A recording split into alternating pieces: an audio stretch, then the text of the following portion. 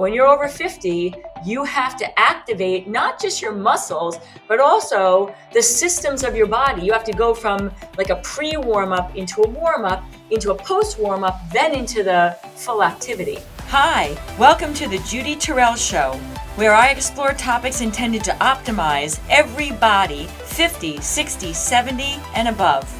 Hi, everybody. Welcome to the Judy Terrell Show. I'm Judy Terrell. And this is my second series of 6 episodes that are addressing the needs of clients that are 50, 60, 70, and older that have anything to do with changing your body, optimizing your body, and living your most ideal and highest quality life in your body as we age. So my second series, this is episode number 1 out of 6, the theme that I am addressing here, and each episode will be one particular theme, is what do you need to do when you are 50 and older so that I'm a firm believer in advocacy of exercise. I myself am a 10-time Ironman. I'm still competing in them. I'm 59 and only a few months out of becoming 60 years old. So I'm not only just in the 50 age group, I'm also now approaching or almost knocking on the door inside of the 60 age. And I also have been a personal trainer and a aerobic and fitness and group instructor for literally 4 decades. So I have had a private practice since I'm 23 years old, and I have worked with all ages and populations. But once I turned 50, which is now almost a decade ago, I really started to niche myself in specializing in the 50 and older market. Why? Because when I was a 30-year-old trainer, I read the literature. I stayed up to date on the credentialing for, stages of life and changes that need to be done, and what is the proper protocols, and what's the sequencing is for exercise. What are the different types? What intensities? I had it all down. I kept my certifications in place. But when I was 30 and 40 and 20 years old, I was not living in a body that was 50 plus.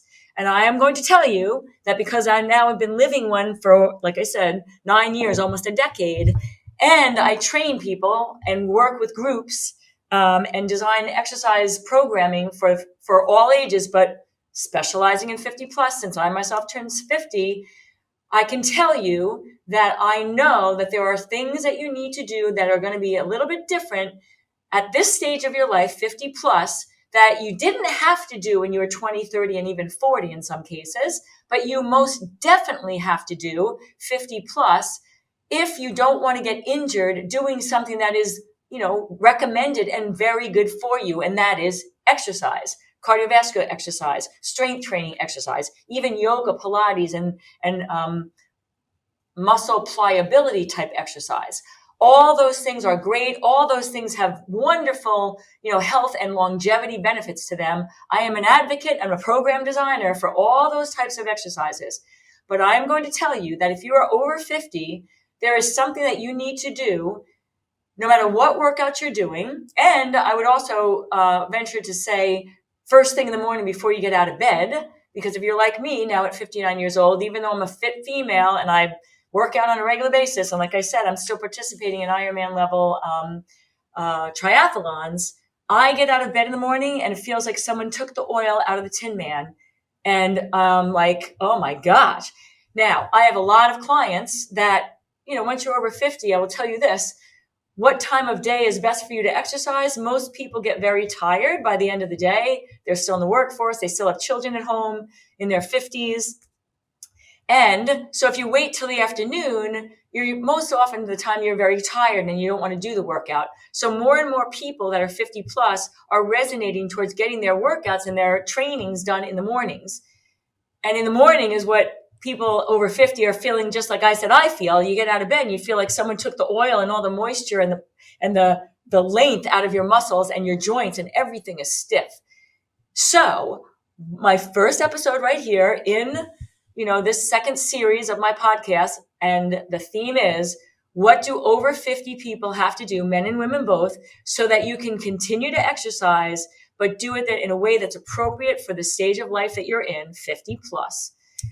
The first most important modification or consideration that I'm giving you for today's broadcast, the most important one, is that you must do I'm going to use two terms here: dynamic stretching and or, same term but said differently, muscle activation before you do your main workout, whatever that is.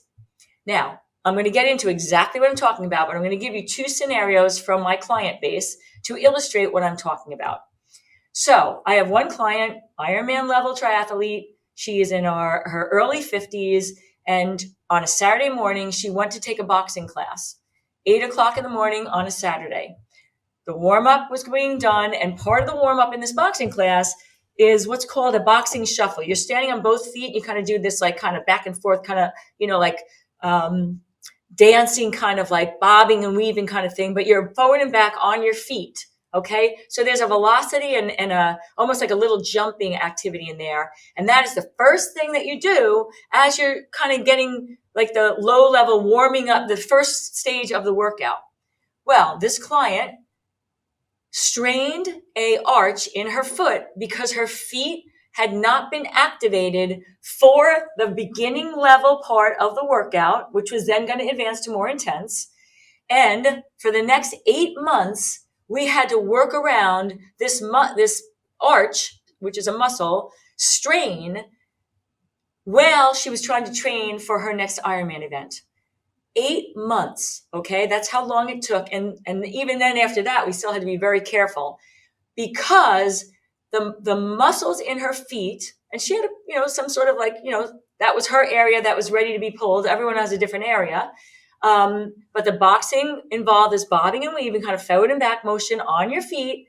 And her feet were not muscle activated to get ready for the beginning part of the workout, which was considered a warm-up.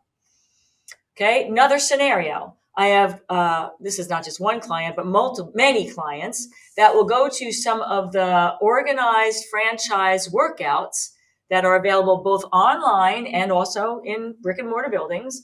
And this was actually a client of mine who was talking to me about his wife, who is an avid runner, and she went to a program that involved sprinting on treadmills, high intensity intervals on rowing machines, and then strength training in like a circuit. Okay.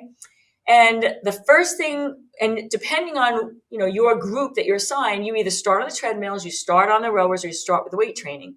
And this particular incident that was told to me, the woman was starting on the treadmills, and she's a runner. And it was a morning class, by the way. And the first thing they did was they started jogging. And then within, 90 seconds, you were guided by the, instructors to get yourself up to your red zone and hit like a sprint. This woman would hit that and she was like breathless, like well beyond what she should have been for that type of activity, because she is a, conditioned runner. And she was struggling with this. So she asked her husband, who is my client, to ask me why this was happening to her and what do you think what I thought she should do. And I said to her, through her husband, I said, I'll tell you exactly what's happening, because she was over 50. I said, she is not ready for that level of activity. I go, when you're 20 something, you can jump on a treadmill and within 30 seconds be right on your stride, which is your anaerobic threshold. Okay. But when you're over 50, you have to activate not just your muscles, but also the systems of your body. You have to go from like a pre-warm-up into a warm-up, into a post-warm-up, then into the full activity. And these box programs, these general programs, are not building that in. They're building in warm-ups, yes, for 20, 30, 40 somethings. But as you're a 50 something and beyond, you need dynamic limbering and muscle activation, and then stage 1, stepping up of your systems to get up to a level that will get you ready for the warm-up. Because our bodies are just, they take longer to activate, okay, on both a muscular joint level and a systems level. All right. So what I'm addressing today is what is called dynamic stretching. Okay. Now, I have many clients over 50 that are learned and they follow the internet and they're staying abreast of the information that they need as an over 50 athlete. And they'll tell me over and over again, they'll come to me from another program, or, they're doing that program as part of my programming for them as to what they can do. And they'll say to me, I pulled something. I didn't feel it when I did it, but like the next day I went to get out of bed and, my hamstring was totally strained. I was limping to get out. I felt great during the workout, but then the next day, my lower back seized up on me and I got stuck, I couldn't get up from a half bent over position as I was putting on my socks and shoes. And that's how it'll happen. You might not feel it during the workout, but it'll be the aftermath after everything stiffens up and the blood flow recedes out of those muscles and things get, cool down again. So dynamic stretching is not this. All right, let me go backwards because I missed my point. So I have many clients that come to me injured with muscle strains and joint pain. And they'll say to me, and I don't understand why, because I stretch all the time. I know I have to stretch. All right. So here's the first thing I want to differentiate. Stretching is great. Okay. And there's two types of stretches. There is what we call static stretching. And static stretching is what you think about when you think about stretching. Static stretching, for instance, I'll demonstrate here in something you can see in this window, is if I bring my arm up, bring the hand behind, bring my hand, and then stretch over this way. I am now stretching my tricep and I'm taking it to a maximum range, and then I'm holding it there in that maximum range, stretching that muscle. Other common ones are, hamstrings, where you're bring your leg up on a bench and then you lean forward and then you hold it there. And that is called static stretching. And that type of stretching is very good. You want to do that, but you do not want to do that at the beginning of a workout. 2 decades, 3 decades ago, we used to do static stretching, and even, I don't want to get off my topic. We used to do static stretching before we would go out for a run, before we would do our group exercise classes, before we did any other activity. And the research started to show that people who actually stretched were getting injured more during their activity. All right. So then there was a big thing. Time magazine had a whole front page article, stretching bad for you, do away with it. But what we have now subsequently learned is that it's the type of stretching.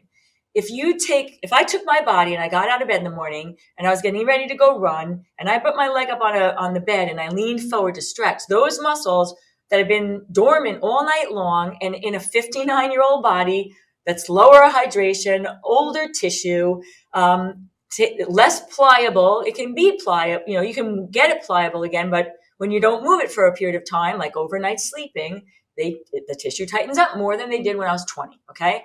So if I put my leg on that bed and I stretch the hamstring and then I went out for a run, what happens is you stretch that muscle fiber, and the muscle fiber, if it could talk, would say, whoa, I wasn't ready for that. And then it actually tightens up to avoid getting pulled. And then that tighter muscle is what you are now going out and starting to jog in that state of that muscle.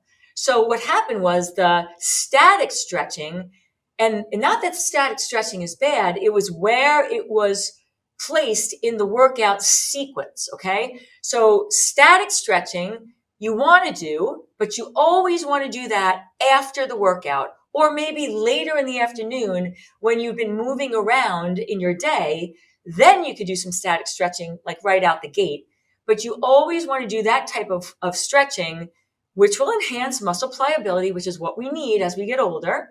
But that is not what I'm talking about in this first episode of what 50 plus people need to do at this stage of our lives, in the exercise to avoid getting injured and to be able to hit our optimal, bodies, create our optimal bodies.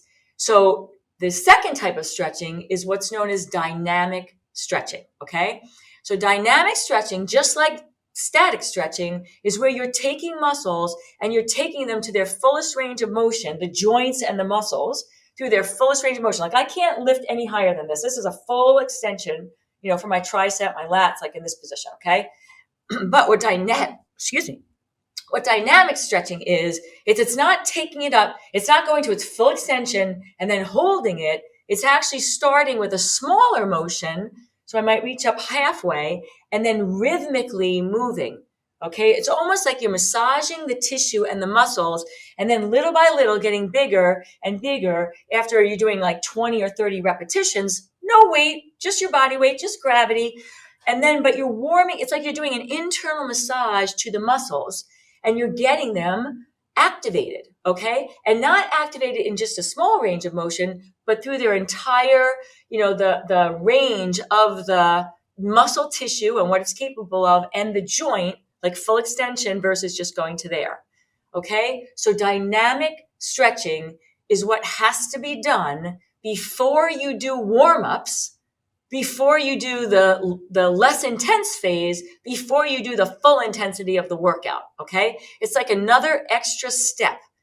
And I'm going to use a metaphor here because we all will understand this. Like if you live, I happen to live in Albany, New York, which is upstate New York, and we're just coming out of our winter, but everyone has been in a cold weather climate, at least for a couple of days of their life. Well, most people, 99%. And so if you have leather seats in your car and you go out into your car in the cold and you get in and you sit down on those leather seats, the leather seats are brittle. They feel like they're going to crack. There's just no pliability to that material. But then you put the car seat heater on and you put the heater on the car. And within 5 minutes or so, the fiber of the leather has now been warmed. Okay. And now it is pliable. And that metaphor is what I want you to stick in your mind right now as to why you want to do muscle activation, i.e. dynamic flexibility, dynamic stretching, prior to you doing a warm-up. Okay, a warm-up is designed to get the core temperature up and get that warmth through your body and get your systems going, kind of like the treadmill woman I just talked about. You want to do something that's like a slower level jog or a brisk walk before you start to do a light level jog, before you get into a sprint, okay? That's a system warm-up, but that is not muscle activation, dynamic limbering or stretching, okay? What that is taking the actual muscle fibers and taking them through their ranges of motion, small into medium into larger, in a rhythmic fashion, which is warming them up.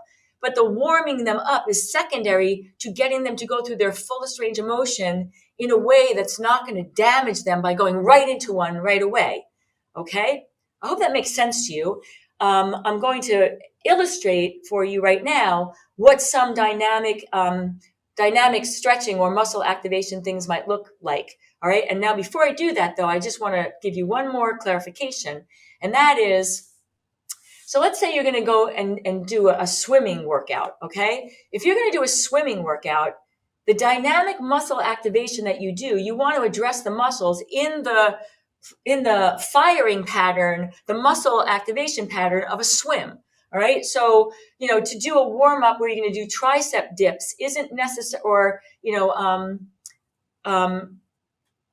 want to do the dynamic limbering that's going to mimic the activity that is to follow, because you're going to take the muscles through that muscle firing pattern. Oh, I got a good one. Golf.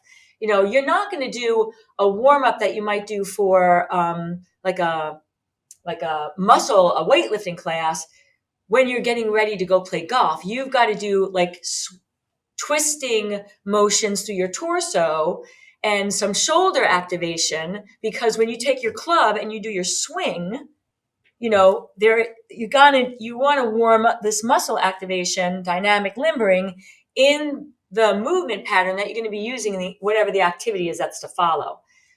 Again, to use an example, this is a recent client, came to me, upper 50s, taking a group exercise class, from a very good instructor who's 30 years old. And the warm up involved what's called bear crawls. Okay. Bear crawls, if you don't know what they are, you're on the floor, you're on your hands and your feet, and you're taking your right hand and your left leg, and you're crouched down as low to the ground as possible, like almost like you're trying to go under a limbo pole and get under it without hitting it. And then you're walking like a bear. Okay. This woman pulled some muscles in this workout, and she's coming to me to find out how I can help her. And I said, listen, if I did a bear crawl as part of my muscle activation, and that was the first thing I did as the warm up, it's not the muscle activation, because this person, the leader of the class, was doing it as a warm up, not recognizing that there had to be some muscle activation to get a 50 plus person ready for that warm up movement. Okay. I said myself, I'm a fit female, 59 years old. If I walked into a class and someone said, let's do bear crawls as the warm up, I would laugh in their face because my body, especially in the morning, is not ready for bear crawls unless I do muscle activation, dynamic stretching. Somebody else was telling me that they had a client, their trainer was getting them ready to do standing deadlift and squat work, and they had them on all fours doing like donkey kicks and a bunch of things, for the hips. Now, right concept, it was dynamic limbering, okay, muscle activation, but it's not weight bearing. They were on all fours on the floor, not standing. So that is not going to get that person ready for when they have the weight standing up with, a deadlift, barbell or dumbbells in their hand, weighted, and then the muscles have to be ready for that weighted movement standing, not on all fours, with gravity coming at them a whole different angle.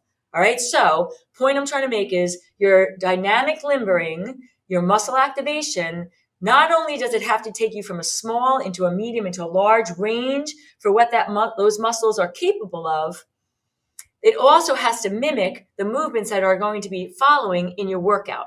All right. When you're 20, 30, and maybe even 40, although I have a lot of 40-year-olds where I'm going to put them in the 50-plus category when it comes to this, and 20-year-olds for that matter, but that's a different subject. I'm addressing 50-plus. If you are 50-plus, dynamic muscle activation, dynamic limbering must be done. So my client, before you do any other workout, my clients that are going to programs who are 50-plus, who come to me because they're injured, I say, okay, listen, before you leave your house, this is what you're going to do, okay? And then I show them a limbering routine. And then you do the warm-up that they're doing, but you're ready now for the warm-up, okay? So now, what does dynamic limbering look like, okay? I'm going to I'll show you a couple examples right here. I'm going to take my chair with me so I can use this as for a couple when I need a little help for balance. Okay, so dynamic limbering for the shoulders and upper body might be something like this. 10 shoulder circles going backwards, and then 10 shoulder circles going forwards. And then I might do a medium range elbow lift, circling. And then I would do it on the other side. And then I would go into a full range all the way up. But notice there was a regression there. And I'm going to do it forward and also backwards because this joint has multiple planes of movement. I want to warm it up in all the planes of movement. And I would do the same thing on this side. Now, if I was doing something for golf, I would do some twisting motions. I might have someone put their golf, club over their shoulders and then do some things like this and some things like this, but again, notice I'm not taking it like this and holding it. I'm having them do this rhythmic motion. I would have them do smaller first and then get deeper as they go. Okay. If they didn't have the pole, I'd be, their golf club, I'd have them add arms up. Okay, now, but getting into the hips, people are doing activities that are cycling, biking, all sorts of walking, anything like that.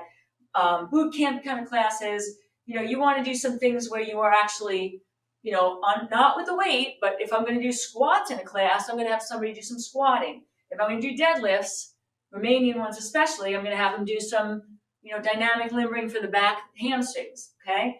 In addition, a dynamic limbering through the hips might look like circles, because now I'm working on the what's called transverse plane, okay, where I'm going in an open out motion. So anything that's going to involve some kicking or stepping out to the side. If I'm warming up a tennis player, I'd want them to do this kind of dynamic activation, crossover swings. Again, starting small when you first get out of bed in the morning or at the beginning, and then you get bigger as you're going through your 20 or 30 reps of this. And then forward back for my runners and cyclists to dynamically warm up and muscle activate the hip flexors. Again, I'm not trying to swing all the way up and do a rocket high kick, okay? Because that would then, of course, cause a muscle injury. You're taking it progressively, small to medium to large movements, but there's no resistance on them. Like I'm going to add, again, if I was getting someone ready for a weight training program, then they're going to have dumbbells or kettlebells or something weighted in their hands. And even before they get to that, then they might, I would have them do that kind of workout, that kind of muscle activation I was just showing you, and then have them go to do the warm up where they might be ready for bear crawls. And maybe not. You might have to edit the bear crawls, but that's going to be another episode. But again, to summarize now, so if you're 50 plus, I want you to work out. I'm an advocate of working out. I'm probably an excessive advocate of working out. We got to move more in this country. We don't move enough. But if you're not moving enough, and even if you're somebody who's exercising hours a day, you still don't think you're out of the picture here, because I'm one of these people. I exercise hours a day because I'm training for Ironmans. However, I always do muscle activation, dynamic limbering before I do anything else. And I will do it multiple times a day if I've stiffened up in between things. If you're sitting for an extended period of time, you could have done a workout in the morning, but then you get up from your chair, it's like, oh my God, who took, the oil out of the Tin Man? Get up and do some of the limbering things that I just demonstrated. Okay, so 50 plus people, the number one point that I want to make for how to keep yourself exercising 50 plus so that you don't get injured and that you can achieve optimal, ideal well-being and fitness and athleticism until you pass through this realm. Muscle activation, i.e. dynamic limbering, which is not the same as static stretching. Static stretching is good, but needs to be placed at the end of a workout or later in the day. This is dynamic limbering, moving, massaging the muscles and the joints from the inside, small to medium to large, getting ready for the warm-up. Awesome. All right. So now I will give you a little hit if you stayed with me till this point in this podcast. On my YouTube station, if you scroll through the videos I have there, you're going to find one that says dynamic limbering. It's literally 3 minutes. It's from head to toe. It's small, medium, and large. It's the shoulders, the torso, the hips, the pelvis, front and back, knees, ankles, feet, all that. 3 minutes. Follow it. And then you can use that one as my gift to you for watching this podcast. And I'll tell you this, once you've done it 3-4 times, you don't have to watch anymore. It's the same thing. You don't have to do anything different. You just have to do it consistently.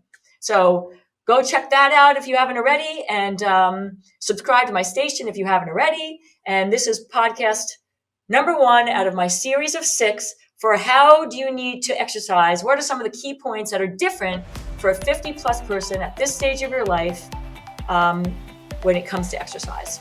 Thanks for tuning in, everybody. Bye. Thanks for listening, everybody.